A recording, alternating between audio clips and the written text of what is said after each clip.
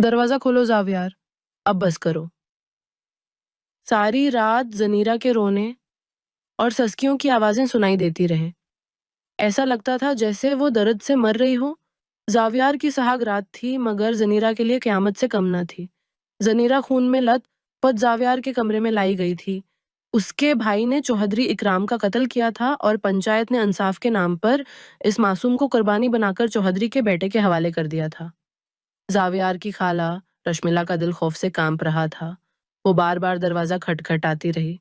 आखिरकार दरवाजा खुला तो रश्मिला के मना से चैख निकल गई। ये क्या किया तुमने जावियार? वो कमरे में दाखिल हुआ तो फूलों की खुशबू ने उसका इस्तकबाल किया था। कमरे में चौड़ियों और पायल की आवाज जहर घोल रही थी।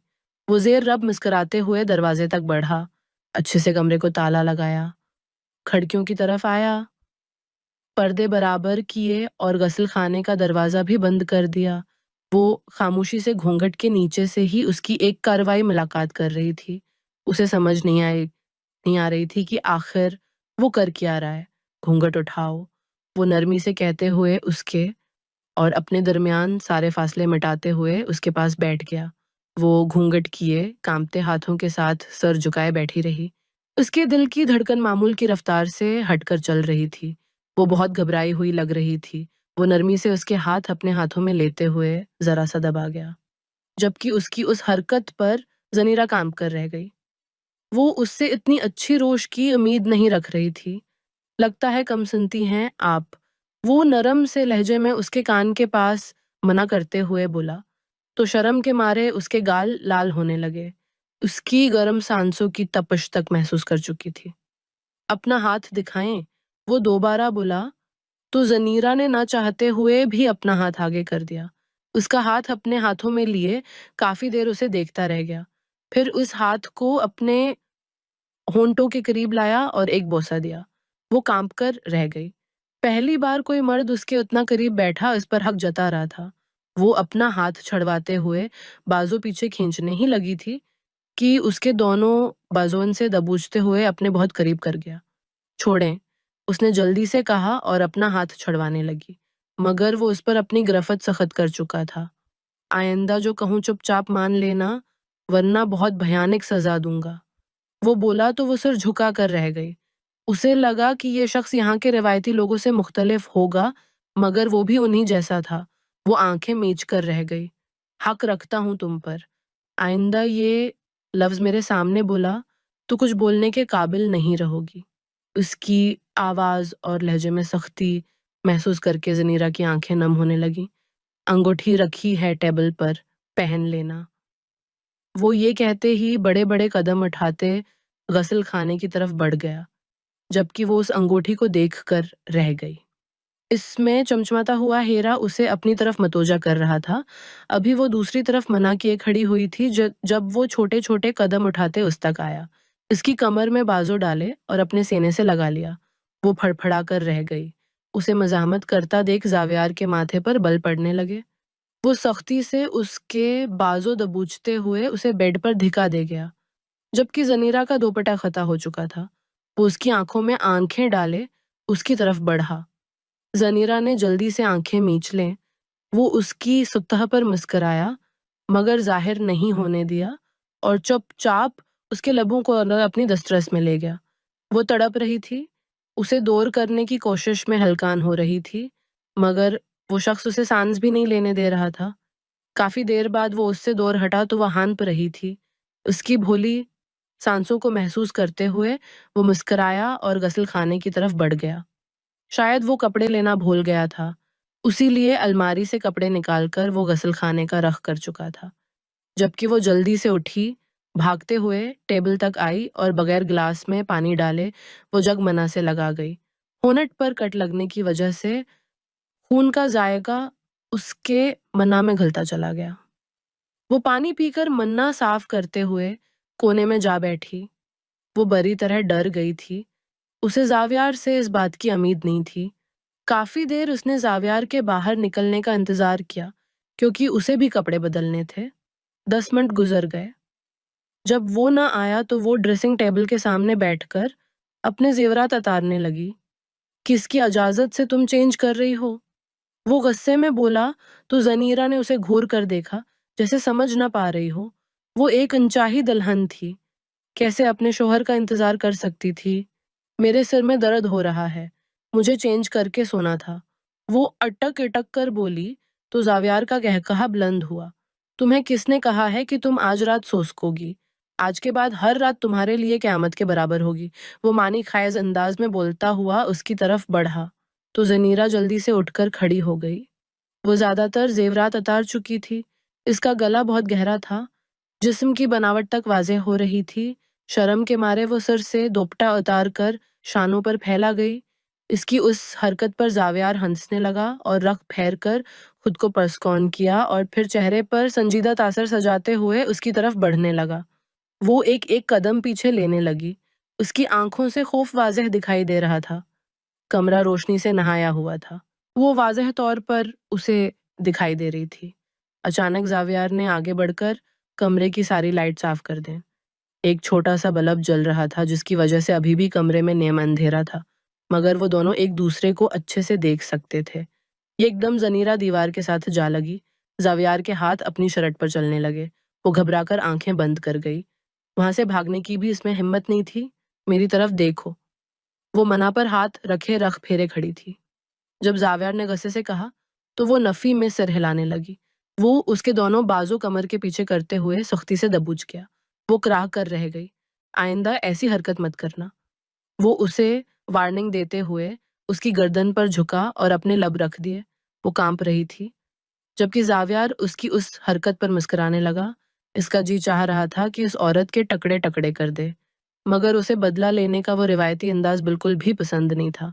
इस औरत को वैसे ही इस अज़ाब से मारना चाहता था, जिस तरह उसके बाबा को मारा गया था।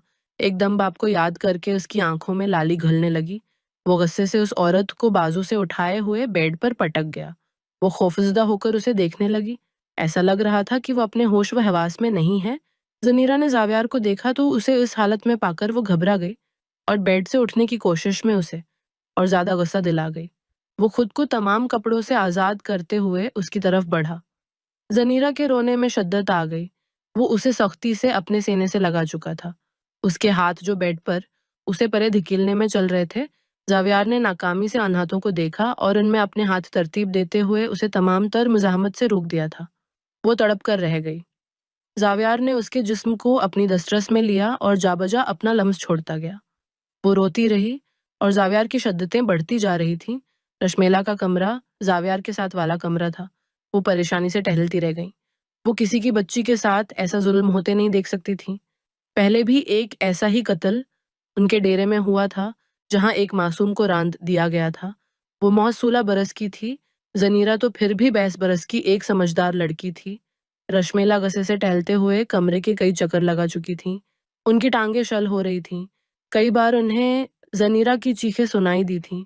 उनका बस नहीं चल रहा था कि अपने बच्चे को परे धकेलते हुए इस मासूम सी बच्ची को बचाकर अपने कमरे में ले आएँ। मगर वो मियाँ-बीवी के मामलात में मुदाखलत नहीं करना चाहती थीं। उसीलिए ना तो सुकून से सो पाएँ, ना ही बेटे को कुछ समझा पाएँ। छोड़ें मुझे सांस नहीं आ रही। अचानक कमरे में आवाज़ गूंजी तो रश्मिला काँप कर रह गईं। शायद उनके कमरे की कोई खिड़की खुली रह गई थी, जिसकी वजह से आवाज़ काफ़ी सुनाई दे रही थी। रश्मिला सहन में टहलने लगीं। उन्हें कुछ समझ नहीं आ रहा था। पहरेदार पहरा दे रहे थे, जबकि बाकी सब लोग सो चुके थे। उन्हें एक पल को बेचैनी महसूस नहीं हो रही थी। दिल अजीब-सी बेचैनी में मुब्तला था। रोने और सस्कियों की आवाज़ उन्हें कुछ करने पर मजबूर कर रही थी। बालाखिर ममता के सामने घुटने टेकते हुए वो जल्दी-जल्दी ज़ावियार के कमरे की तरफ बढ़े। ज़ोर से दरवाज़ा नॉक किया, मगर तमाम आवाज़ें थम गईं, ऐसे जैसे वहाँ उस कमरे में कोई मौजूद न हो। वो काफ़ी देर दरवाज़ा बजाती रहें, ज़ावियार बेटा, दरवाज़ा खोलो। उन्होंने सख्ती से कहा तो ज़ावियार ने ज़नीरा के मना पर सख्ती से हाथ रखा था, ताकि वो कुछ भी ना बोल पाए। वो परेशान हो रही थी। काफ़ी देर खामोशी छाई रही।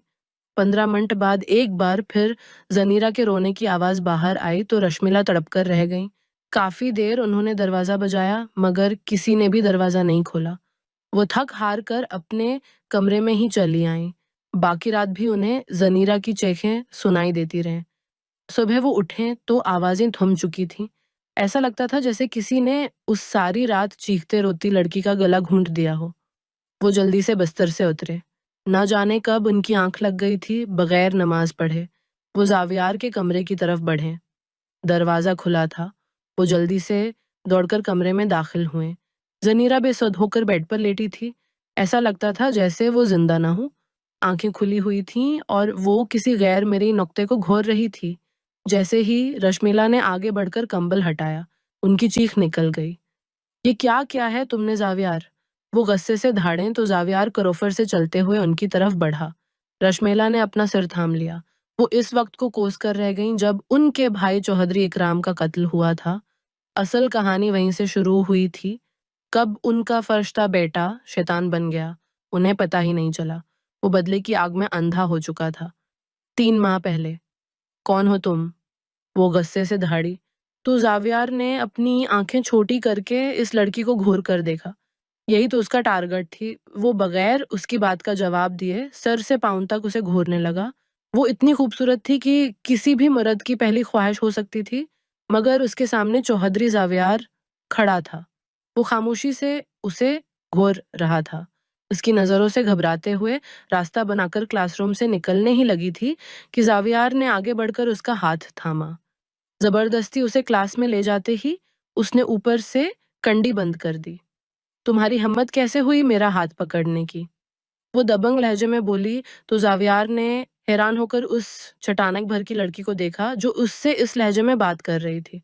अगर उसे उसके रतबे और अहदे का पता चल जाता तो वो कभी भी इस लहजे में बात करने की जुर्रत न करती। मैं जो हूँ, अब से मुझे अपने अरद-गरद देखने की आदत डाल लो। मस्त ज़नीरा शहराम खान, वो बोला तो महसूस हुआ जैसे लफ्ज़ों को चबा रहा है। पल भर को ज़नीरा भी हैरान रह गई। आइंदा मेरे करीब भी भटके तो अपने बाबा को तुम्हारी शिकायत लगा दूंगी और तुम इन्हें जानते नहीं। वो उसे धिक्का देते हुए बोली तो जावियार उसकी उस हिम्मत को दाद देते हुए रह गया। वो उससे बिल्कुल भी डर नहीं रही थी। देखते हैं कौन ज्यादा ताकतवर है, वो बोला तो जनीरा उसकी बात पर हैरान रह गई। आखिर वो कौन था और उससे बहस क्यों कर रहा था? वो दोनों कमरे में इस वक्त अकेले थे। वो गुस्से से उस पर एक निगाह डालते हुए कमरे से बाहर निकलता चला गया, जबकि ज़नीरा अपनी कलाई की तरफ देखने लगी, जहां चौड़ियां टूटकर नीचे गिर चुकी थीं और कुछ शीशे के टुकड़े उसकी कलाई में फंसे हुए थे। खून बह रहा था, उसे परवाह नहीं थी। वो उस शख्स को घूर कर रह गई, जिसका हलिया ही अजीब सा था। ना जाने वो कौन था और उससे क्या चाहता था। अभी वो वहीं सुन होकर खड़ी थी, जब नायला शाह वहीं चली आई। क्या हुआ है ज़नीरा? तुम ऐसी क्यों खड़ी हो जैसे भूत देख लिया हो? उसे अपने आप में गम-सम देखकर नायला ने उसके सामने चटकी बजाई, तो वो होश की दुनिया में वापस आई। तुम्हारी कलाई से तो खून बह रहा है, वो घबराते हुए बोली, तो ज़नीरा ने गौर से अपनी कलाई पर देखा, जहां एक भारी मर्दाना हाथ के निशान वाज़ेह मौजूद थे। वो मुख्तलिफ सूचों में फंसी हुई थी। चलो मैं तुम्हारी पट्टी कर देती हूँ। नायला ने जल्दी से फर्स्ट एड बाकस निकाला और उसके हाथ की पट्टी करने लगी। उनके क्लास में एक ऐसा बाकस हमेशा रहता था। हाल ही में उनके क्लास में कई हादसात हो चुके थे, जिनकी वजह से ये बाकस खास तौर पर क्लास में रखवाया गया था कि हिंगामी सूरत हाल में किसी को तभी अमदाद की ज़रूरत हो तो फ़ौरन पहुंचाई जा सके। वो अभी तक गमसम सी थी। इस इंसान के बारे में सोचने लगी, इससे पहले कि वो कुछ बताती। क्लास के बहुत से लड़के लड़कियां दाखिल हुए। सब लोग आपस में नए प्रोफेसर को डिस्कस कर रहे थे। वो नहीं जानती थी कि आज उनके क्लास में कौन आ रहे हैं। खामोशी से वो अपने हाथ को देख रही थी। उसे महसूस हो रहा था सोदा से था, जैसे किसी ने उसकी कलाई तोड़ दी हो। तभी क्लास में प्रोफेसर दाखिल हुए, जिन्हें देखकर जनीरा बेयकीनी से खड़ी हो गई। उसे यकीन नहीं आ रहा था। आखिर वो कौन था और यहाँ क्या कर रहा था? उसे इस तरह मना खोले खड़ा देखकर वो जावियार ज़ेर लब मुस्कुराया और रख फेर गया, जबकि नायला ने उसका हाथ थामकर ज़बरदस्ती उसे कुर्सी पर बिठाया था। क्यों खड़ी हैं आप? वो गुस्से से बोला, तो ज़नीरा मना खोले उसे देखती रह गई। ना जाने वो उसे कैसे जानता था और यहाँ प्रोफेसर के तौर पर मौजूद था। तो ज़नीरा अपने पिछले रवैये पर घबरा कर रह गई। ना जाने अब वो उसके साथ किया सलूक करने वाला था। सूरी सर, वो बोलते ही किताब खोलने लगी। जावियार बाकी लोगों की तरफ मुतवज्जा होकर इन सब का तारुफ सुनने लगा। जबकि वो बेध्यानी में किताब के सफ़े पलटने लगे, वो स्टेज से होते हुए ज़नीरा की लाइन में आकर खड़ा हो गया। मस, अगर आप अपना तारफ़ नहीं करवाता चाहते और किताब पढ़ना चाहती हैं, तो किताब सीधी पकड़ लीजिए। वो तंज़िया कहते हुए स्टेज की तरफ बढ़ गया। ज़नीरा ने किताब की तरफ देखा तो उसने किताब एल्टी पकड़ी हुई थी। क्या कर रही हो? सुर ने 3 बार तुम्हें तारफ़ का बोला है। नायला ने घबराते हुए उसका कुंधा झंझोड़ा, तो वो सबकी तरफ मतोजा हुई। सूरी सर, मैंने सुना नहीं था। मेरा ध्यान इस तरफ नहीं था। वो बोली तो आवाज़ में वाज़ेह कपकपाहट मौजूद थी। ज़ावियार ने आंखें सकेड़कर उसकी तरफ देखा। जब ध्यान पढ़ाई पर न हो, तो कैम्प्स आने की क्या ज़रूरत है? वो उस पर तंज़ कर रहा था। ज़नीरा ने घूरकर उसे देखा। सूरी सर। उसने तीसरी बार सूरी बोला तो ज़ावियार मुस्कुराकर रह गया। वैसे आपका नाम किया है, वो अभी 15 मिनट पहले वाली मुलाकात भुलाकर अनजान बने पूछ रहा था। ज़नीरा उसकी उस चालाकी पर कलस कर रह गई। मेरा नाम ज़नेरा है। वो मुख्तसर सा नाम बताते हुए कुर्सी पर बैठ गई। ज़ावियार उसे अभी कुछ कहने ही वाला था जब ईच और डी क्लास में दाखिल हुए। आज मैं ख़ास तौर पर आप लोगों की क्लास में इसलिए आया हूँ, क्योंकि मिस्टर ज़ावियार का आज आपकी क्लास में पहला दिन है और वो मेरे बेहतरीन दोस्त के बेटे भी हैं और ये इतना अच्छा पढ़ाते हैं कि आप लोग कहेंगे कि आपको तमाम सब्जेक्ट यही पढ़ाएं। ईच और डी ने तारीफ की तो ज़ावियार मुस्कुराने लगा, जबकि ज़नीरा मन्ना ही मना में बड़बड़ाते हुए उसे सलातीन सुनाने लगी। शक्ल से तो छपरी लग रहा है। ज़नीरा नायला के कान में बोली तो वो उसे मुस्कुराते हुए खामोश रहने का इशारा करने लगी। सुर तो बहुत हैंडसम है। एक लड़का खुशामद करते हुए बोला तो ज़ावियार मुस्कुराने लगा। लेकिन कुछ लोगों को मैं यहाँ छपरी लग रहा हूँ। वो ज़नीरा की तरफ गौर से देखते हुए बोला तो वो हैरान रह गई। आखिर उसे कैसे पता चला कि उसने नायला के कान में क्या कहा है? वो काफ़ी देर क्लास के बच्चों से बातें करता रहा और फिर लेक्चर स्टार्ट किया। एच ओ डी की बात वाकई में ठीक थी। वो बहुत अच्छा पढ़ाया करता था। ज़नीरा बस उसे गुस्से से देखती रह गई। इस पर ज़ावियार का पहला तासर ही बुरा पड़ा था। कौन बोल रहा है? लेक्चर खत्म होने से 5 मिनट पहले क्लास में भनभनाहट महसूस हुई तो ज़ावियार ने धड़कर कहा। ज़नीरा काँप कर रह गई। आप दोनों बोल रही हैं ना? उसने ज़नीरा और नायला की तरफ इशारा किया तो वो दोनों नफ़ी में सिर हिला गईं। आप उठकर पीछे खड़ी हो जाइए। वो ज़नीरा की तरफ इशारा करते हुए बोला तो वो नफ़ी में सिर हिलाने लगी। आप जा रही हैं कि मैं क्लास से जाऊं? वो गुस्से से बोला तो क्लास के सब लोग उसे मलामती नज़रों से देखने लगे। वो चुपचाप नम आंखों के साथ पीछे जाकर खड़ी हो गई। वो जानता था कि वो नहीं बोल रही थी, मगर जानबूझकर वो उसे उतना कुछ सुना चुका था। अच्छी खासी बेइज्जती होने के बाद वो बगैर इजाज़त के क्लासरूम से निकलती चली गई। नायला ने अफसोस से ज़ावियार की तरफ देखा, बैग उठाया और बाहर निकल गई। ज़ावियार खसियाना सा होकर हंस दिया। क्लास में अजीब सी खामोशी छा गई थी। वो दोनों ग्राउंड में चली आईं। समझता क्या है खुद को, खुदा कहीं का। वो बोली तो नायला मन्ना खोले, उसे देखती रह गई। वो एक प्रोफेसर के बारे में इस तरह बात कर रही थी। चुप कर जाओ। किसी ने सुन लिया तो बहुत बड़ा होगा। नायला ने उसके मन्हा पर हाथ रखा तो वो गुस्से से उसे घूरने लगी। मुझे फर्क नहीं पड़ता। वो शदीद गुस्से में थी। उसका बस नहीं चल रहा था कि ज़ावियार की जाकर अच्छी खासी सुनवा दे। सर ने कुल टेस्ट भी दिया है। मैंने अभी तक नोट्स भी नहीं लिए। नायला बात का रख फेरते हुए बोली तो उसकी इस चालाकी पर ज़नीरा उसे घूर कर रह गई। मैं याद करके नहीं आऊँगी। वो गुस्से में बोल रही थी। नायला जानती थी कि सबसे अच्छे से तैयार करके भी आएगी। वो पढ़ाई में बहुत अच्छी थी। अच्छा ठीक है, फिर कल मिलते हैं। बाबा मुझे लेने आ चुके हैं। नायला जल्दी से मोबाइल पर कॉल अटेंड करते हुए उसके गले लग गई। वो आसोदगी से मुस्कुराते हुए बेंच पर जा बैठी। पिछले कुछ दिनों से उनके हालात पेचीदगी अख्तियार करते जा रहे थे। उसके भाई से किसी का कत्ल हुआ था और उसी वजह से उनके घर में बदमज़गी फैली हुई थी। परेशानी की वजह से वो गाँव भी नहीं जा सकी और कितने ही महीने हो गए थे, वो हॉस्टल में रह रही थी। वो अपने घर वालों को फ़ोन करती, वो सरसरी-सी बात करके मोबाइल रख देती, जैसे उसका उनसे कोई नाता ही ना हो। आजकल वो काफ़ी परेशान रहने लगी थी। कल आपकी प्रेज़ेंटेशन है, उम्मीद करता हूँ कि कोई कमी नहीं होगी। उसके पीछे खड़े होते हुए बोला तो ज़नीरा ने घबराकर उसे देखा। वो अपनी तमाम तर वज़ाहत के साथ उसके सामने खड़ा-खड़ा सख्ती से उसे घूर रहा था। जी, मुझे खबर मिल चुकी है। वो खुद को सख्त कहने से रोकते हुए वहाँ से जाने ही लगी थी कि ज़ावियार ने उसका बेग पकड़ लिया। बैठें, आपसे मुझे बात करनी है, वो सख्त लहजे में बोला, तो ज़नीरा उसे घूर कर रह गई। मुझे आप जैसे इंसान के साथ बैठकर बात करने में कोई दिलचस्पी नहीं है। आइंदा मेरा रास्ता मत रोकिएगा। प्रोफ़ेसर हैं, तो प्रोफ़ेसर बनकर रहें, मुझसे फ्रैंक होने की ज़रूरत नहीं। वो जो मन्ना में आया बोलते हुए वहाँ से निकलती चली गई। ज़ावियार गुस्से से सचाता हुआ देखता रह गया। वो नहीं जानता था कि उसने अपने लिए कितनी बड़ी मुसीबत को दावत दी थी। वो बेध्यानी में कुछ बोलकर जा चुकी थी। ज़ावियार ने उसे सबक सिखाने का तहिया कर लिया। हाँ तो स्टूडेंट्स, टेस्ट के बाद प्रेजेंटेशन शुरू होगी, वो मशूफ़ से लहजे में बोलते हुए टेस्ट व्हाइट बोर्ड पर लिखने लगा। सब बच्चे उसकी तरफ मतवजा हुए सवाए ज़नीरा के। वो किताब पर नज़रें गाड़े हुए थी।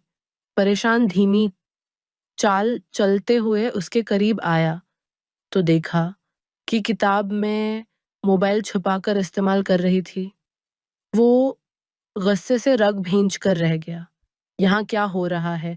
वो ज़ोर से दहाड़ा तो ज़नीरा के हाथ से मोबाइल नीचे जा गिरा। वो काँप कर रह गई थी। उसी से उसने ज़ावियार की तरफ देखा। आप क्लासरूम में बैठकर मोबाइल इस्तेमाल कर रही थीं। इतना ही शौक है तो क्लास से बाहर निकल जाएँ। अपनी उस बेहुज्जती पर वो खफ़त के मारे सर झुकाकर रह गई। सर, मैं बस प्रेज़ेंटेशन की तैयारी कर रही थी। वो बोली तो आवाज़ किसी खाई से आती हुई महसूस हुई। ज़ावियार ने उसे घूर कर देखा था। पहले टेस्ट नहीं, अब पहले प्रेज़ेंटेशन होगी। वो उसे तंग करने के लिए बोलते हुए स्टेज पर जा खड़ा हुआ और उसे स्टेज पर आने का इशारा किया। सब लोगों की नज़रें उस पर जमी हुई थीं। वो शर्म के मारे सर झुका गई। कल सिर में दर्द की वजह से कुछ भी तैयार नहीं कर पाई थी। अब वो जानबूझकर उससे बदला ले रहा था। वो धीमी चाल चलते हुए स्टेज तक आई। टापक का नाम लिखा मगर समझ नहीं आ रहा था कि क्या बोले। क्या आपने प्रेज़ेंटेशन तैयार नहीं की थी? वो सख्त लहजे में बोला। तो ज़नीरा ने नफ़ी में सिर हिलाया। क्लास से चली जाएँ आप, उससे पहले कि मेरा दिमाग घूम जाए। वो उसे जाने का बोलते ही बाकी बच्चों की तरफ पलट गया और टेस्ट लिखवाने लगा। और भी 3 लड़कियों की प्रेज़ेंटेशन थी, मगर ज़ावियार ने सिर्फ़ उसे स्टेज पर बुलाकर बेइज़्ज़त किया था। ये बात ज़नीरा को बहुत महसूस हुई। इसकी आँखें नम होने लगीं।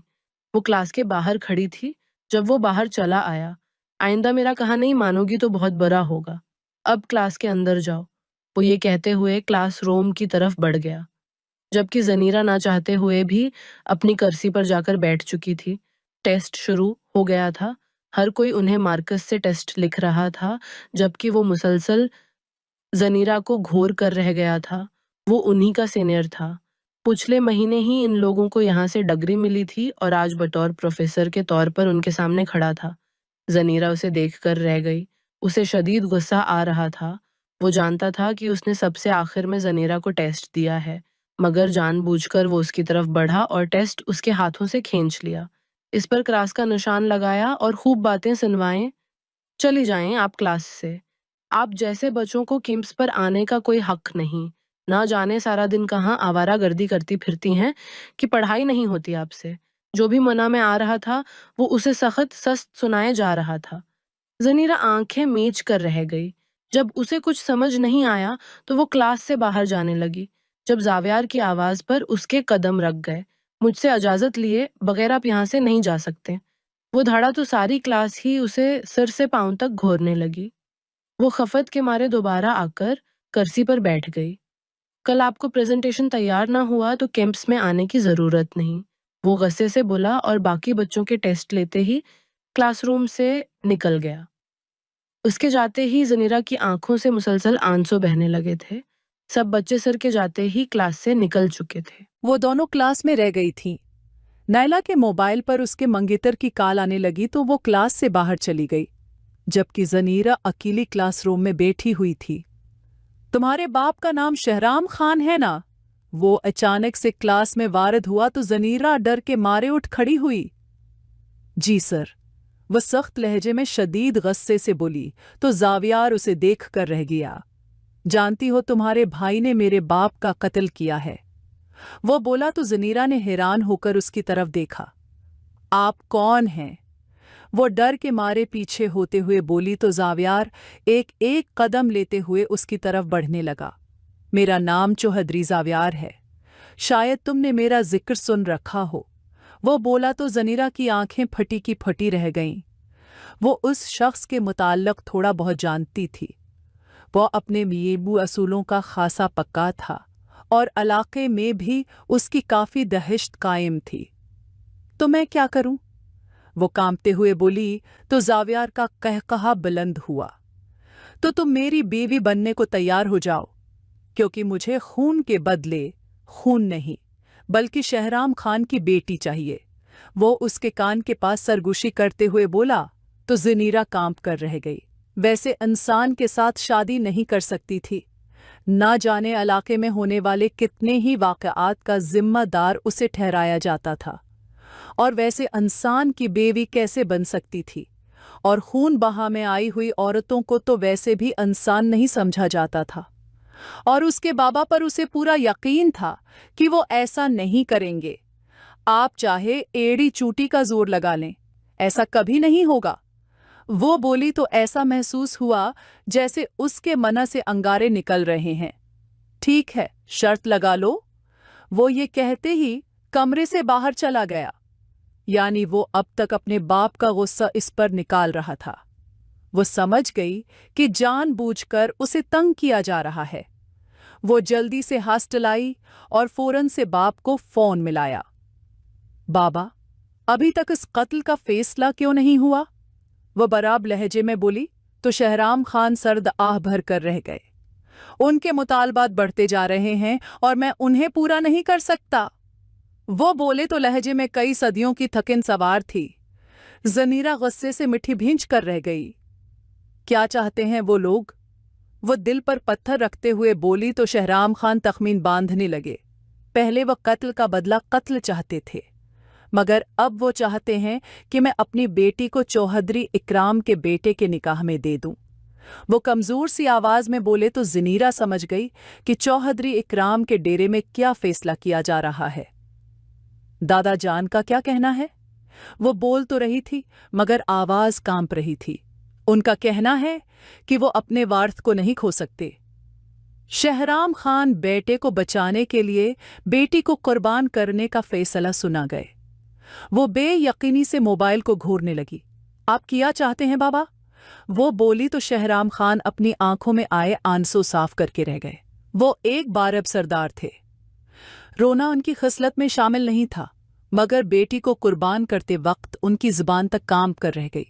मुझे इज्जत और विरासत में से किसी एक को चुनना है, वो बोल रहे थे, मगर उनकी आंखें मुसलसल भीग रही थीं।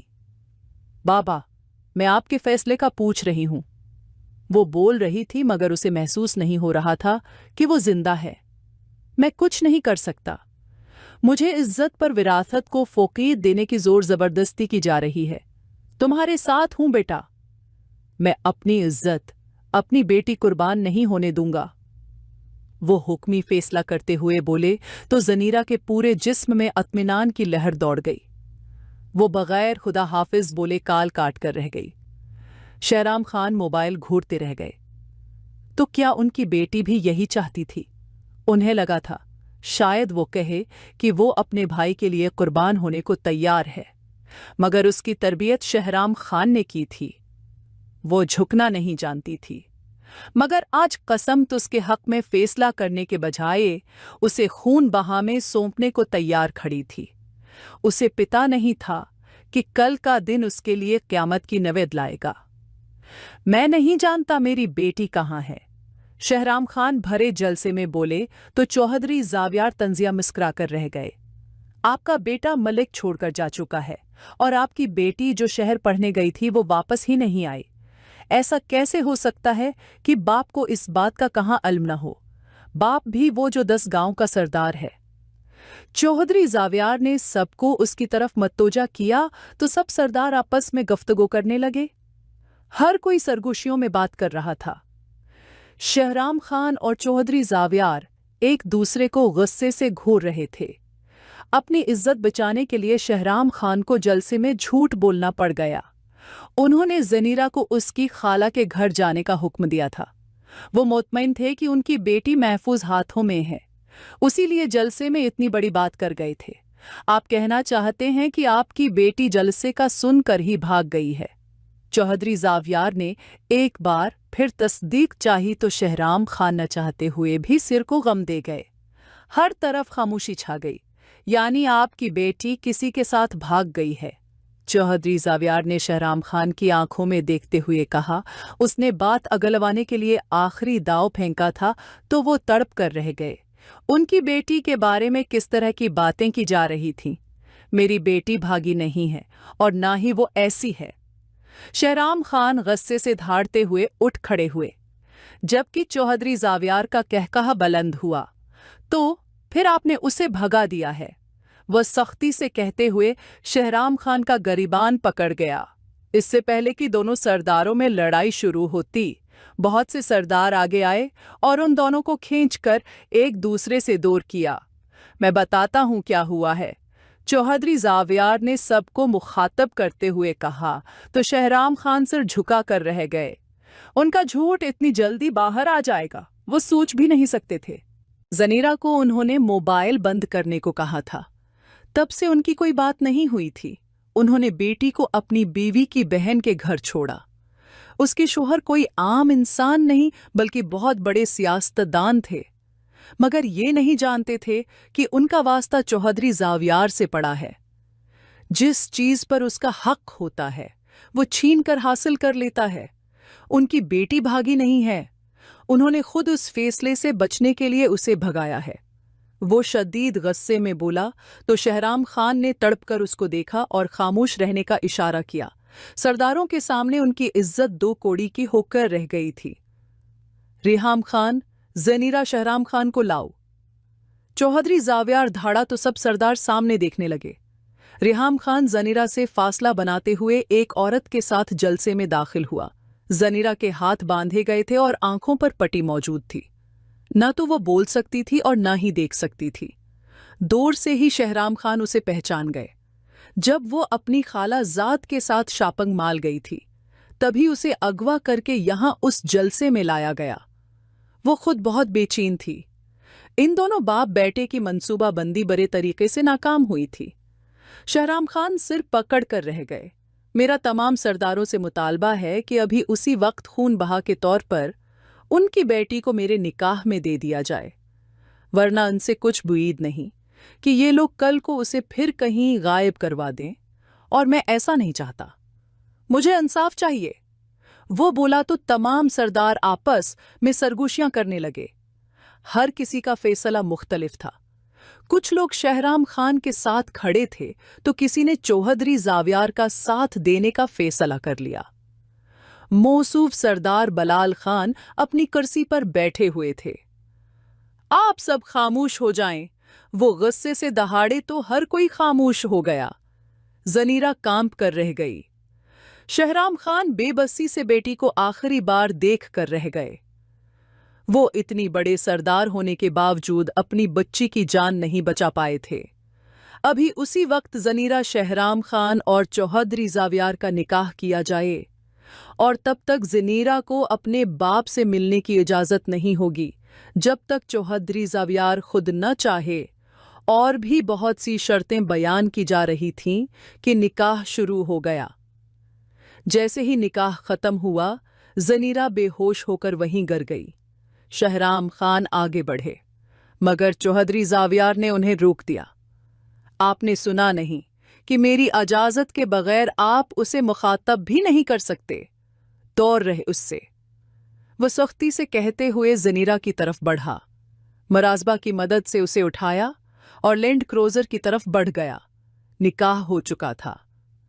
उसे चौधरी इकराम के डेरे भेज दिया गया। वो कांप रही थी। रास्ते में ही उसे होश आ गया था जब पता चला कि चौधरी इकराम के डेरे के करीब है। वो रोते हुए सिर झटक कर रह गई।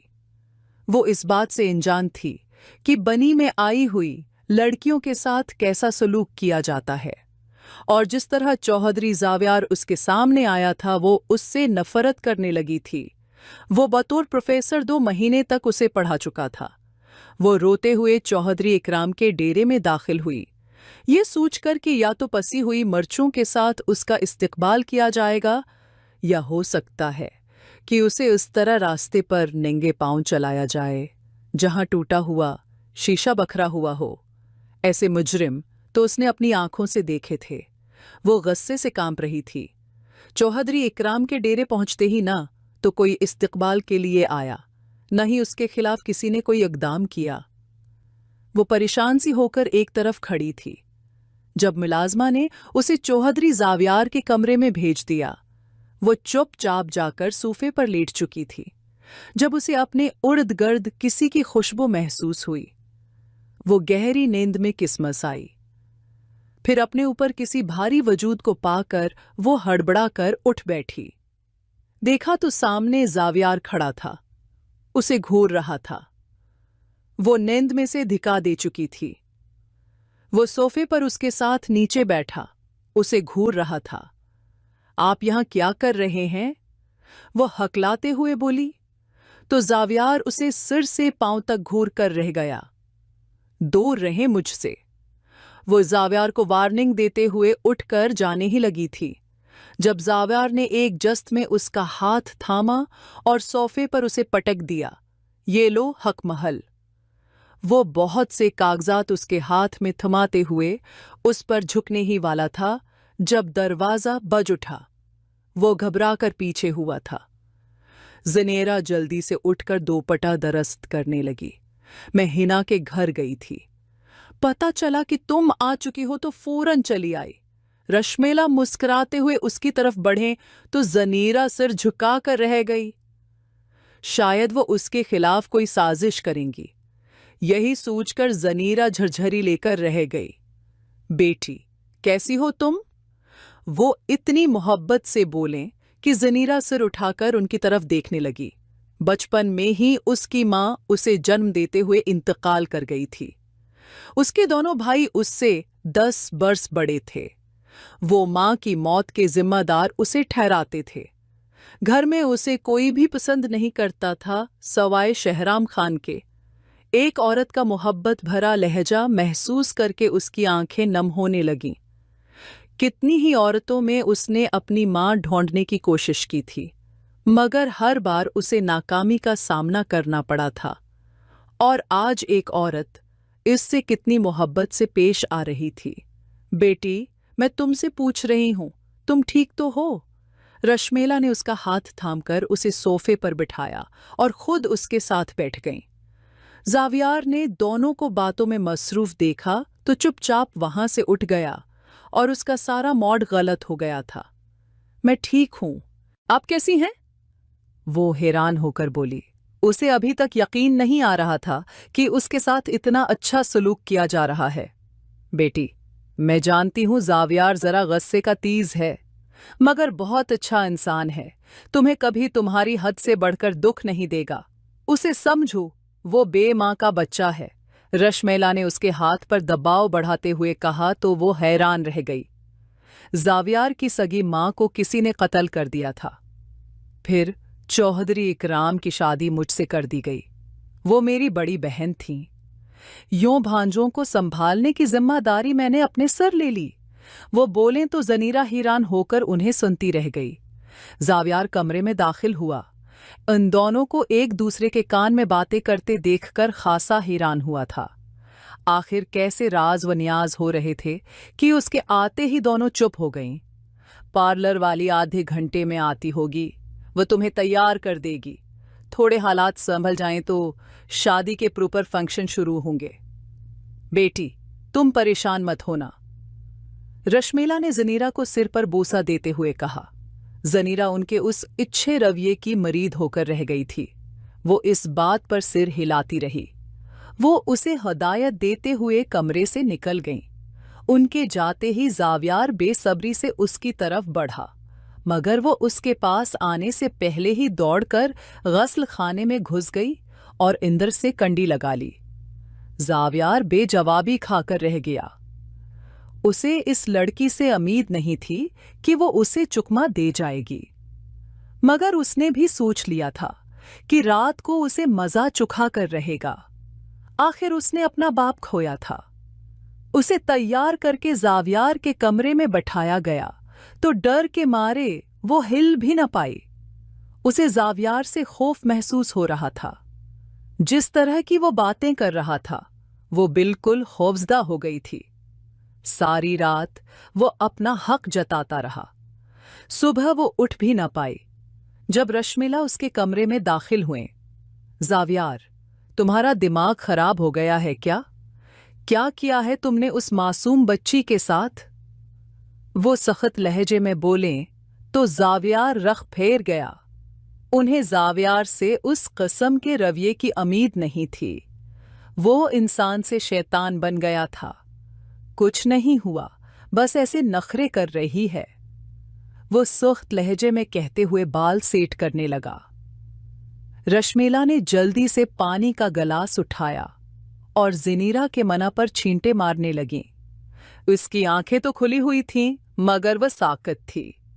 ऐसा लग रहा था जैसे उसके जिस्म से किसी ने जान निकाल ली हो। उसकी हालत बहुत खराब थी। जल्दी ड्राइवर को बुलाओ, उसे शफा खाने लेकर जाना पड़ेगा। रश्मिला ने रोते हुए कहा तो जावियार ने मड़कर अपनी खाला को देखा, जो खाली खाली परेशान हो रही थीं। खाला जी, कुछ नहीं हुआ और अब प्लीज इस मामले में मत बोलें।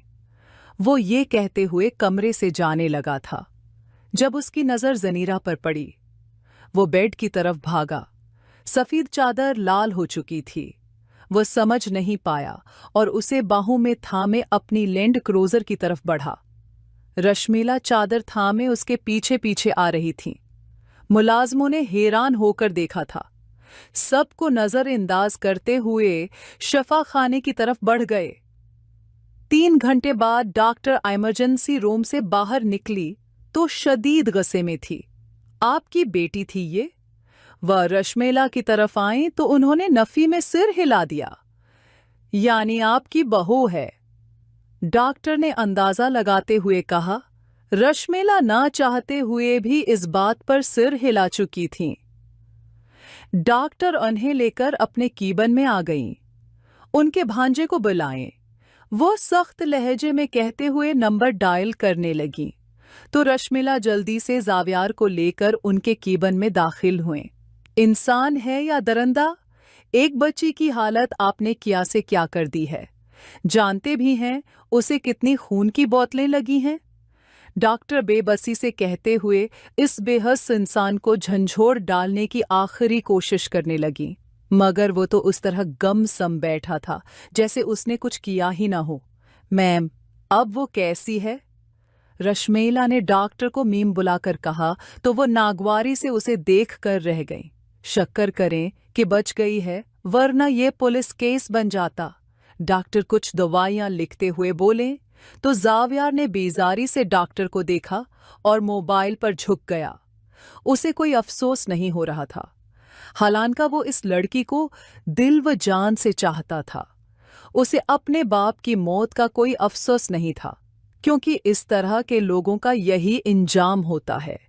मगर जनीरा की तबीयत सुनकर उसे बहुत दुख पहुंचा था, मगर वह खाली खाली सख्त खूल चढ़ाए खुद को बेकसूर साबित करने पर तला हुआ था।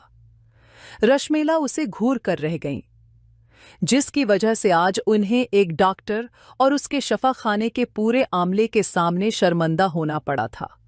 उनका ख्याल रखिएगा, वरना बच्ची की जान भी जा सकती है। आप तो बड़ी हैं, भांजे को कुछ समझाती क्यों नहीं? डॉक्टरों ने सख्ती से रश्मिला को कहा तो वो सिर झुकाकर रह गई। मैडम, आइंदा ऐसा कुछ नहीं होगा, मैं खुद उसे समझाऊंगी। रश्मिला ने डॉक्टर को तसल्ली दी तो वो सरद सांस खारिज करके रह गई। न जाने आजकल की नस्ल को क्या होता जा रहा है, ये इंसान नहीं दरंदे हैं। डॉक्टर ने जावियार को घौर कर देखते हुए कहा तो वो खामोशी से वहां से उठकर चला गया। रश्मिला ने सिर थाम लिया। अगले रोज जिनीरा को शफा खाने से छुट्टी हुई तो वह खाली खाली निगाहों से रश्मिला को देखते हुए उनसे लिपट कर जार व कितार रोने लगी। रश्मिला उसे समझा कर रह गई। जावियार शहर वापस जा चुका था। उसे यहां रहते हुए 2 महीने गुजर चुके थे। इसकी पढ़ाई का हरज न हो, उसीलिए रश्मिला ने उसे समझा बुझाकर शहर वाले चौधरी इकराम के डेरे भेज दिया था। उसके जख्म भी भर चुके थे, लेकिन वह जावियार से बहुत ज्यादा खौफजदा रहने लगी थी। वो वहां शहराम खान से मिलना चाहती थी, मगर जावियार की गैर मौजूदगी में वो कोई ऐसा कदम नहीं उठाना चाहती थी। जावियार खुद को सजा देने के लिए उससे दूर हुआ था। इस रात बदले की आग में जलते हुए दोस्तों के कहने पर अच्छी खासी पी ली थी, जिसकी वजह से वो खुद पर काबू नहीं रख सका और ये सब हो गया। वो बहुत शर्मिंदा था। वो जैसे ही शहर वाले चौधरी इकराम के डेरे में दाखिल हुआ, उसे यहां देखकर जावियार को शदीद हैरत का झटका लगा था। आप यहां क्या कर रही हैं? वो गुस्से से कहते हुए सिर झुका गया। वो उससे बहुत शर्मिंदा था। खाला जी ने मुझे भेजा है, वो अंगलियां मरोड़ते हुए बोली तो जावियार समझ गया कि रश्मिला ने उसे यहां भेजा है। मैं इस रात के लिए बहुत शर्मिंदा हूं। वो बोला तो जनीरा की झुकी हुई नजरें मजीद झुक गईं। वो खामोशी से उसके साथ गुजरने ही लगी थी जब वो बेबसी से उसका हाथ थाम गया। मैं सच में ऐसा नहीं चाहता था। वो बोला तो उसकी आंखें इस बात की गवाही दे रही थीं, मगर वो बहुत कुछ सह कर आई थी, इसीलिए खामोश खड़ी रही। मेरे बाबा की वजह से मेरी माँ का कत्ल हुआ, इसीलिए मैं उन्हें ज्यादा पसंद नहीं करता था। खाला ने मुझे पाला था, मगर मैं अक्सर उनके साथ भी बदतमीजी कर जाता। वो खामोश रहते। बाबा भी मुझे ज्यादा कुछ नहीं कहते थे। मेरी माँ का कत्ल हुआ तो बदले में शाह डेरे वालों को अपना वार्थ बचाने के लिए अपनी 16 साला बेटी मेरे बाप के निकाह में देनी पड़ी। मेरे बाप ने एक रात में ही इस लड़की को रौंद डाला। जब मुझे मुलाजिमों के जरिए इस बात का इल्म हुआ तो मैं उनसे शदीद नफरत करने लगा था। मुझे उनकी मौत का कोई अफसोस नहीं था, मगर जब से तुम्हें कैंप्स में देखा तुम्हें हासिल करना चाहता था, मगर तुम्हारे बाबा इस रिश्ते के लिए राजी नहीं थे। बस फिर ये हादसा हो गया और तुम मेरे निकाह में दे दी गई। इस रात भी मैं अपने हवास में नहीं था। दोस्तों ने मुझे अच्छी खासी पिला दी थी। वो बोला तो शर्मिंदगी उसके एक एक लफ्ज से फूट रही थी। जनीरा ने बेबसी से उसे देखा और हाथ छड़वाते हुए कमरे की तरफ भागी। वो अपना सिर थाम कर रह गया। वो अनजाने में भी सही उसे बहुत बड़ा दुख दे गया था। क्या तुम मुझे माफ नहीं कर सकती? वो कमरे में दाखिल हुआ तो उसे औंधे मन्ना लेटे रोते हुए पाया तो वो घबरा गया और फौरन उसकी तरफ बढ़ा। मैं आपको कभी माफ नहीं करूंगी, समझे आप? वो मान से रोटते हुए बोली तो जावियार सिर झुका कर रह गया। वो लड़की उसके लिए बहुत अहमियत रखती थी, मगर जो हुआ उस सब में उसकी मर्जी शामिल नहीं थी। मैं उस रवैये का कुफारा अदा करूंगा, वो नरमी से कहते हुए उसका हाथ थाम गया। दूर रहे मुझसे, वो सख्त लहजे में कहते हुए सोफे पर जा बैठी। जावियार सिर पकड़ कर रह गया। उसे समझ नहीं आ रही थी कि हालात मामूल पर कैसे आएंगे, मगर वह पिछले 2 महीनों से चौधरी इकराम का डेरा नहीं जा सका था। वो रश्मिला का शुक्रगुजार था जिसने जनीरा को समझा बुझाकर यहां भेजा था। वो सारी जिंदगी उससे मुतफरिद रहती। कम अज कम उसे मौका तो था कि वो उसे समझा सके। ठीक है, नाराज रहो, 1 महीना है तुम्हारे पास। उसके बाद अच्छी और फरमानबरदार बीवियों की तरह तो मेरे साथ रहना, वरना मुझे जबरदस्ती मनवाना आता है। वो ये कहते हुए गुस्से से कमरे से बाहर निकल गया। वो मना ही मना में बड़बड़ाते हुए उसे गालियां देने लगी। बेशक वो उससे नफरत करती थी, मगर 2 महीनों में रश्मिला की बातों ने उसे सोचने पर मजबूर कर दिया था। 2 दिन वो बहुत बोर हुई। उसके मैथ्स के पेपर शुरू होने वाले थे। वो पढ़ना चाहती थी, मगर किताबें हॉस्टल रह गई थीं और जावियार के कहने पर ड्राइवर उसे चौधरी इकराम के डेरे के बाहर ले जाने से इनकार कर चुका था। वो उससे बात करने के लिए उसके कमरे में चली आई। क्या कर रहे हैं आप? उसके साथ वाली कुर्सी पर बैठते हुए बोली तो जावियार ने उसे घूर कर देखा। पेपर बना रहा हूं, दूर जाकर बैठूं। वो सख्त निगाहों से घूरते हुए बोला तो जनीरा मुस्कुरा कर रह गई। यहां क्यों बैठी हो? जाओ यहां से। वो पेपर छुपाते हुए बोला तो जनीरा थोड़ी उसके करीब जा बैठी। ये क्या हरकत है? वो बोला तो जनीरा मुस्कुराकर उसे देखने लगी। आप मेरे शोहर हैं और मैं आपके करीब नहीं बैठ सकती। वो बोली तो जावियार ने हैरान होकर उसकी तबीयत चेक की। कहीं उसे बुखार तो नहीं? आज वो खासी बहकी बहकी बातें कर रही थी। शोहर तो हूं, मगर आज शोहर का ख्याल कैसे आ गया? 2 महीने पहले तो नहीं आया था। वो तंज करते हुए बोला तो जनीरा का मूड खराब हो गया। वो गुस्से से घूर कर रह गई। पेपर कब है? वो नारोठे अंदाज में पूछते हुए रख फेर गई। कल है पेपर। वो मशूफ से लहजे में बताते हुए किताब पर झुक गया। वो हैरत से आंखें फाड़े उसे घूर कर रह गई। पहले नहीं बता सकते थे? आपकी वजह से मेरे 2 साल जाया हो जाते। वो गुस्से से खराई। जावियार मुस्कुरा कर रह गया। पढ़ तुम रही हो तो ख्याल भी तुम्हें होना चाहिए। वो सख्ती से कहते ही नाराजगी जता गया। मैं आपसे नाराज थी। इसका मतलब ये नहीं था कि आप मुझे पेपरों की इत्ला न दें। वो शदीद गुस्से में थी। मोबाइल तो तुम्हारे पास भी है तो इस्तेमाल कर लेती। उसे तपाने के लिए बोला। हालांकि जानता था कि इस रोज से जनीरा का मोबाइल उसी के पास है। मुझे नहीं पता कि मेरा मोबाइल कहाँ है। कई महीने पहले ही वो खो गया था। वो बेबसी से कहते हुए परेशानी से सर थाम कर रह गई। उसे समझ नहीं आ रहा था कि एक रात के अंदर अंदर वो कैसे तैयारी करेगी। आप मुझे थोड़ा सा पेपर दिखा देंगे? उम्मीद भरे लहजे में बोली तो जावियार का कहकहा बुलंद हुआ। मैं अमानत में खयानत नहीं करता और ये पेपर बच्चों की अमानत है। वह संजीदा होते हुए बोला तो जनीरा सिर झटक कर रह गई। अगर आपने मुझे पेपर नहीं बताया तो मैं भी आपका कोई कहा नहीं मानूंगी। वो नाराज होते हुए बोली तो जावियार ने हैरान होकर उसे देखा। वो कब से उस तरह उस पर बीवियों वाला हक जताने लगी थी। मैं पेपर तो नहीं दिखा सकता, अलबत्ता अच्छे से नसाब समझा दूंगा। तुम याद कर लेना, पास हो जाओगी। वो उसे समझाते हुए बोला तो वो इस बात पर सिर हिला गई। कुछ देर बाद ही वो उसे पढ़ा रहा था और वो खामोशी से उसके लेक्चर सुन रही थी। रात 1 बजे वो पेपर याद करके उठी तो कमर में शदीद दर्द हो रहा था। तुम ठीक तो हो? वो बेड से उठकर उसे देखते हुए बोला तो वो नफी में सिर हिला गई। क्या हुआ है? कमर में दर्द हो रहा है क्या? उसने हाथ से कमर दबाते हुए देखकर वो परेशान हो गया था। हाँ, कमर में शदीद दर्द हो रहा है। वो आनसों रूकते हुए बोली तो जावियार एक जस्त में उठ खड़ा हुआ। वो उसकी तरफ बढ़ा। मुझे जायजा लेने दो। वो जैसे ही उसकी कमर पर हाथ रखते हुए जायजा लेने लगा। जनीरा ने घूर कर उसे देखा। अभी तो बड़ा शोहर शोहर कर रही थी। वो उसे घूर कर बोला, ठीक है। वो अपना आप उसे सौंपते हुए बोली तो जावियार उसे गहरी निगाहों से घूर कर रह गया। इस तरह देखकर मुझे बहकने पर मजबूर मत करो।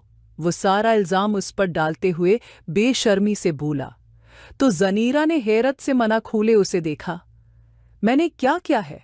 वो उसकी तरफ पलटते हुए कमर पर हाथ रखे लड़ाका औरतों की तरह बोली तो वो मुस्कुराने लगा। अब इस तरह मत देखो, मुझे शर्म आ रही है। वो मसनूई अदाकारी करते हुए बोला तो उसने उससे दूर जा खड़ी हुई। मेरे पास आकर बैठो।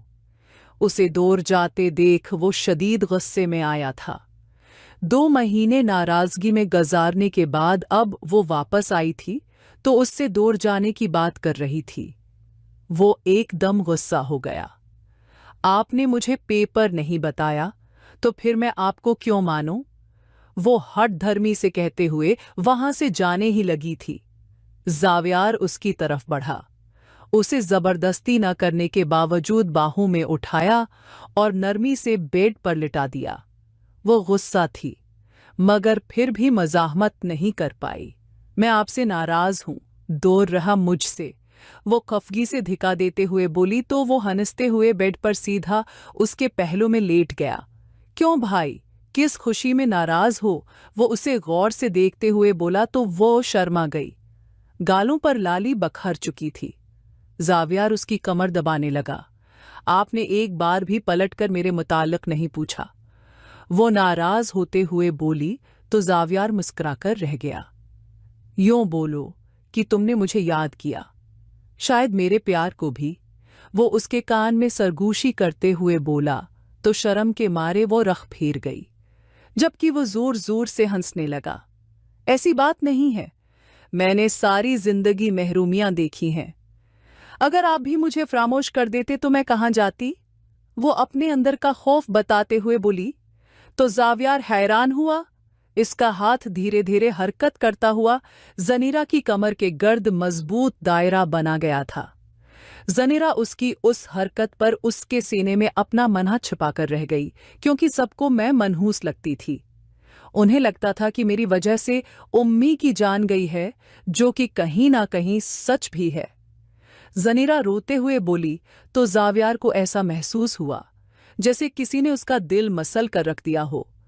बुरी बात इस तरह नहीं कहते, तुम मेरे लिए बहुत खुशकिस्मत साबित हुई हो, क्योंकि तुम्हारी वजह से मेरा कारोबार दिन दगनी रात चगनी तरक्की कर रहा है। वो उसे अपने कारोबार के बारे में बताने लगा, जबकि वो हैरान रह गई थी। वो शख्स एक साथ कितने काम करता था, मगर फिर भी थकावट उस पर हावी नहीं होती थी। मगर मैंने अपनी जिंदगी के 21 बरस लोगों की तलख बातों और उनकी तिरछी निगाहों का सामना किया है। मैं नहीं चाहती कि कल को मेरी वजह से आपकी जिंदगी में कोई बड़ा तूफान आए। वो बेबसी से कहते हुए रोने लगी तो जावियार उसे अपने सीने में भींच कर रह गया और उसके माथे पर बोसा दिया। वो परस्कौन हो गई थी। काफी देर वो दोनों बातें करते रहे, यहां तक कि सुबह के 4 बज गए। हटो, मुझे सोना है, वो उसे अपने ऊपर से हटाते हुए बोली। जावियार ने उसे घूर कर देखा। मेरी नींद खराब करके अब तुम सोना है, वो सवालिया निगाहों से उसे देखते हुए बोला तो वो मुस्कुराने लगी। कसम से बहुत थकावट हो रही है और नींद भी आ रही है, वो सफाई देते हुए बोली तो जावियार और उसके करीब होते हुए उस पर झुका। मैं तुम्हारी सारी थकावट निकाल देता हूं। उसकी जुमलाबाजी अंदाज महसूस करते हुए वो काम कर रह गई। मैं नहीं ना, वो लिजाट करते हुए बोली तो जावियार भी हंसने लगा। वो उससे पहले कि वो कुछ बोलती उसके होंठों को अपनी दस्तरस में ले चुका था। वो तड़प कर रह गई, उसे सांस नहीं आ रही थी, मगर वह खामोश रही। वो इस शख्स से मोहब्बत करने लगी थी। 1 साल पहले जब जावियार बतौर स्टूडेंट किम्स में पढ़ रहा था, तब अक्सर इसके अर्द गिर्द पाया जाता था। था नायला हर बार उसे कहा करती थी कि वो खास तौर पर उसे देखने आता है, मगर जनीरा सिर झटक कर रह जाती थी। तब से ही उसे पसंद करने लगी थी, मगर नहीं जानती थी कि कसमत ने उन्हें आपस में मिलवाने का क्या जरिया तलाश किया है। थोड़ी देर तो उसने मज़ाहमत की, फिर अपना आप अपने महबूब शोहर के हवाले कर दिया। वो खुशी और शक्र के मिले जले तासरात से उसे अपने सीने में भींच कर रह गया। वो लड़की सिर्फ लड़की नहीं, इसकी जिंदगी बन चुकी थी। उसे दूर रहने का वो तसव्वुर भी नहीं कर सकता था, मगर इस रात रश्मिला की बातों ने उसे झंझोड़ कर रख दिया था। एक लड़की उसकी वजह से मरते मरते बची थी। वो शर्मंदा होकर चौहद्री इकराम का डेरा छोड़ आया और फिर कभी वापस न गया। वो जनीरा की कमी शिद्दत से महसूस कर रहा था। उसने खुद रश्मिला से दरख्वास्त की थी कि वो उसे यहां भेज दें। सुबह वो उठी तो जावियार तैयार हो चुका था। वो बेध्यानी में बालों का जोड़ा बनाते हुए उठ बैठी, मगर जैसे ही जावियार को शोख निगाहों से खुद को घूरते हुए पाया तो वो अपनी तरफ मतोजा हुई। उसके मना से हल्की सी चीख बरामद हुई। वो अपने आप को चादर में छिपा गई थी। इसकी दूधिया रंगत नीली चादर में दमक रही थी। जावियर उसकी उस हरकत पर मुस्कुरा कर रह गया। आप बहुत बड़े हैं। वो नाराज होते हुए चादर लपेटकर गसल खाने की तरफ भागी, जबकि जावियर काफी देर हंसता रहा। बहुत प्यारी लग रही हो। वो जैसे ही नहा कर आई, जावियर ने उसके कान में सरगोशी की तो वो मुस्कुरा कर रह गई। लेकिन आप बहुत बड़े हैं। उसने दोबारा वही जुमला दोहराया तो जावियर उसे घूर कर रह गया। कैम्प्स की लड़कियां मुरती हैं मुझ पर, वो जताते हुए बोला तो ज़नीरा ने गुस्से से उसे देखा। अपनी हरकतें दरस्त कर लें वरना बहुत बुरा होगा, वो नाराज होते हुए बोली तो जावियर घबरा गया। अरे, मैं तो मजाक कर रहा था, तुम उसी तरह सीरियस हो गई। वो उसे बाजू में थामते हुए बोला तो ज़नीरा मुस्कुरा कर रह गई। जो चीज मेरी है मैं उस पर किसी की नजर भी बर्दाश्त नहीं करती, वो जताते हुए बोल रही थी। जावियर मुस्कुराकर उसकी कमर के गर्द अपने बाजू हमायल करके रह गया। उसके कंधे पर सिर टिकाए आईने में दोनों का अक्स देख रहा था। जब उसका मोबाइल बज उठा, वो काल उठा सुनने के लिए दूर जा खड़ा हुआ, फिर खुशी से मुस्कुराते हुए उसकी तरफ बढ़ा। क्या हुआ? किसकी काल थी? वो दोपटा सेट करते हुए बोली तो जावियर मुस्कुरा कर रह गया। खाला जी की काल थी। कह रही थी कि शहराम इनक्कल से बात हो गई है, नाराजगी खत्म करके 2 महीने बाद हमारी शादी के फंक्शन होंगे। अब उनका इकलौता भांजा है, उन्होंने अरमान तो निकालने ही हैं। जावियर मुस्कुराया तो ज़नीरा शर्मा कर रह गई। मैं जानता हूं तुम अपने बाबा को बहुत मिस करती हो। मेरा सारा खानदान मेरे खिलाफ खड़ा है, क्योंकि वो ये सुलह नहीं चाहते थे, मगर मुझे तुमसे ज्यादा कुछ भी अजीज नहीं, वो बोला तो ज़नीरा ने रग भरी निगाहों से जावियर की तरफ देखा। वो उसके सब्र का फल था। जो रात उसने शाह डेरे में रोते हुए गुजारी थी, आज वो उस सब का अजाला कर रहा था। एक बात याद रखना, सारी दुनिया तुम्हारे खिलाफ खड़ी हो जाए तो तुम अपने साथ मुझे पाओगी, बस कभी मुझे छोड़कर मत जाना। वो नम आंखों से बोला तो ज़नीरा उसके गले लग कर रह गई। वो जिसे चाहती थी उसे हासिल कर चुकी थी, चाहे जिन हालात में भी उनका निकाह हुआ था, मगर वो शख्स उसके दिल के सबसे ज्यादा करीब था। अगर किसी मर्द को उसने अपने दिल में बाप के बाद जगह दी थी तो वो चौहद्री जावियर था, जो पहले दिन से ही उसके दिल की मुसनद पर आरज़ूमंद था।